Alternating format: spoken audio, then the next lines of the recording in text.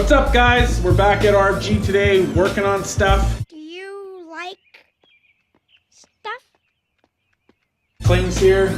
Clayton is actually working on the 5.3 for the shit horse, and I'm going to continue working on the S10. So yeah, let's get to it.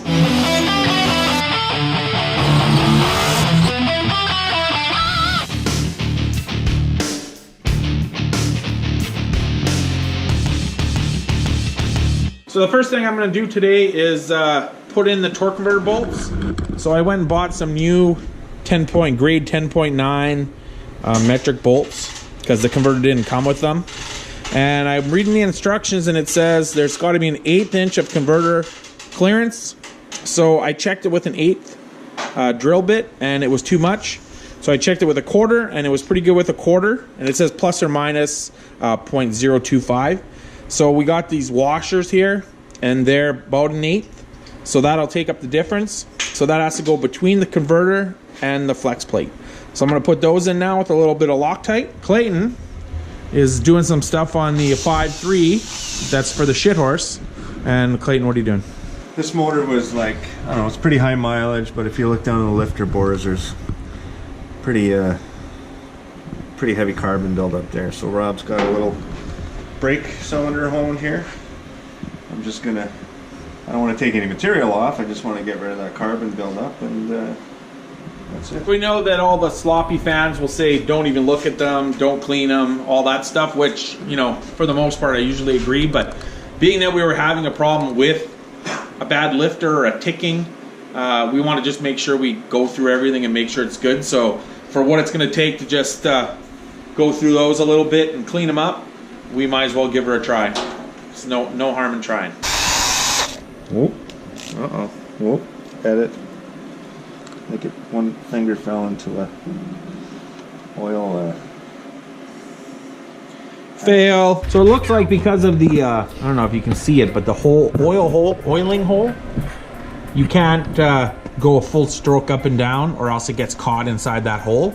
So he has to basically clean the top a bit and then go to the bottom and clean the bottom without falling into that hole. So it's a little tricky, but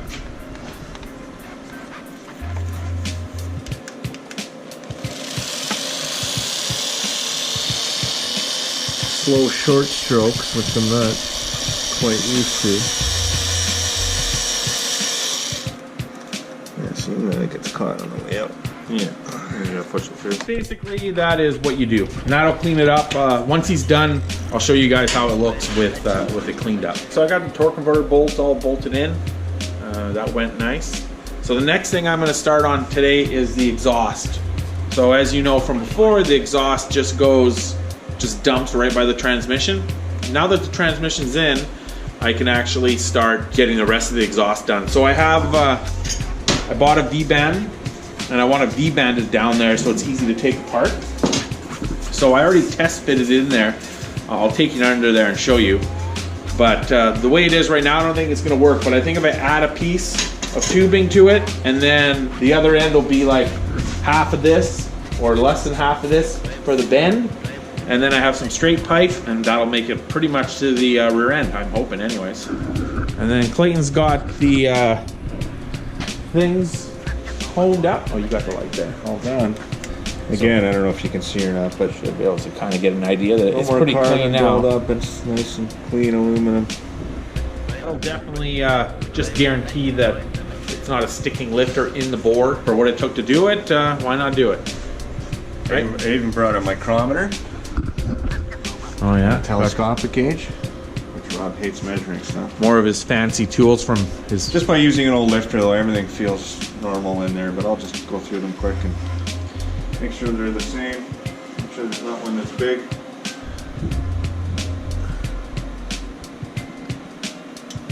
Stick that in there and then just measure that, eh? I think the lifter we said was 742, and we're about 744 and a half. 2,000 clearance, that's at the top. Let's see if I can get it at the bottom. 744 at the bottom. So pretty good. And that's measuring off a used lifter. I think that lifter came out of here. Yeah. And that measures 742. Sorry, 842. Instead of 42. So 842 and then 844 on the left divorce. Right. 2 thou clearance. Cool. So that should be good.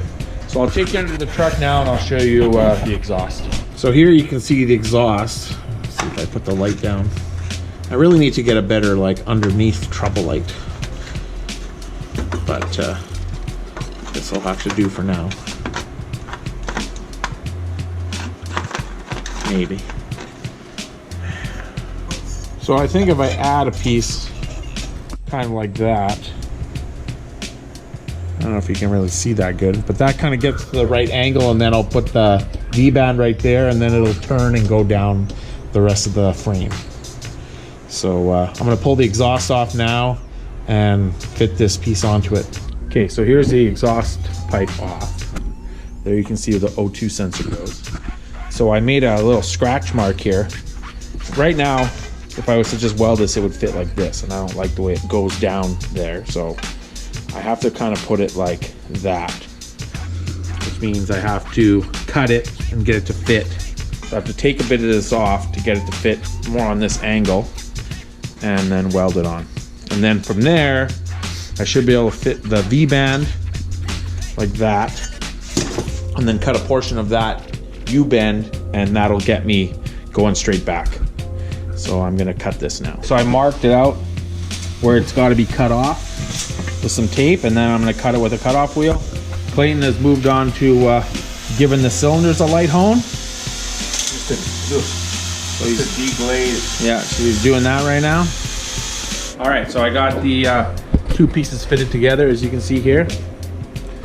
And a nice tight gap. And now I'm gonna TIG weld it together and then test fit it in the truck, and then hopefully I'll be able to TIG this V-band right to it, and then finish the rest of the exhaust. All right, so that's all welded on now.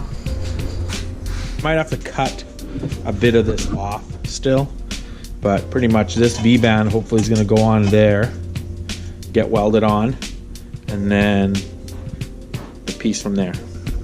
So I'm gonna put it back on the truck and take a look. So I test fitted the exhaust in there, and I ended up cutting off a tiny bit of this part here. And so now the V-band is gonna weld right to the edge there. And Clayton is filing the rings for the 5.3, which you've seen in previous videos us doing. So he's getting those ready.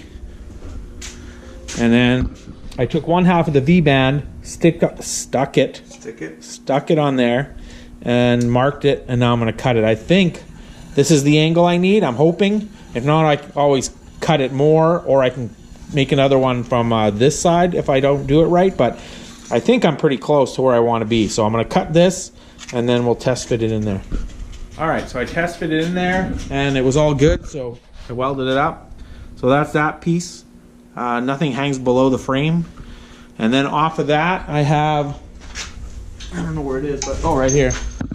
I have this straight piece of 3.5, and then that bend there to finish the exhaust off, hopefully. Clayton is still filing rings. He's got almost all the top ones done. 14 thou out of the box, and we're doubling that almost. So Yeah, they're tight, those ones. Takes a while.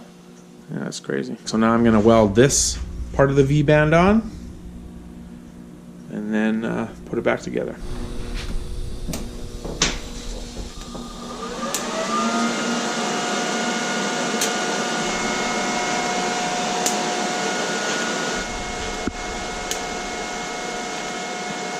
All right, so here's the finish for now exhaust.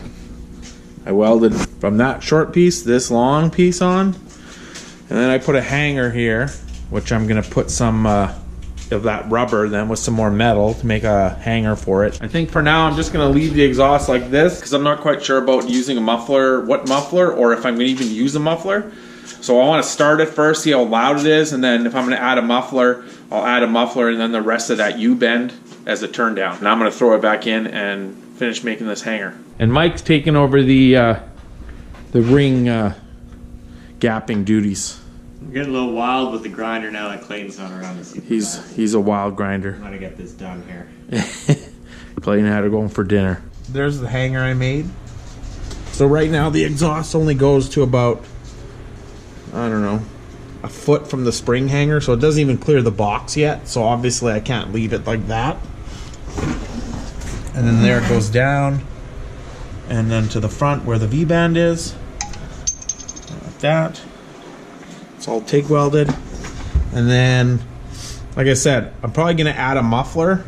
That'll take me another like foot or so, and then I still have that piece of the U-bend over there, and that'll get it to pretty much the, not all the way to the rear end, but to the last cross member there where the original muffler hanger was. So I think that should be pretty good. And there you can also see the transmission. One more. One more only left. And no more. And then all the rings will be filed. The block was honed lightly, and so it'll be pretty much ready to start putting together.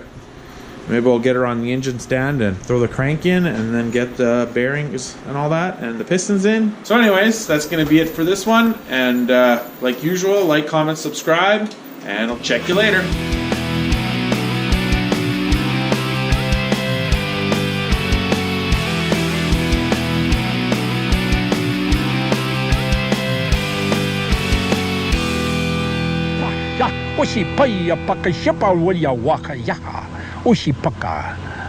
Boy, that was good.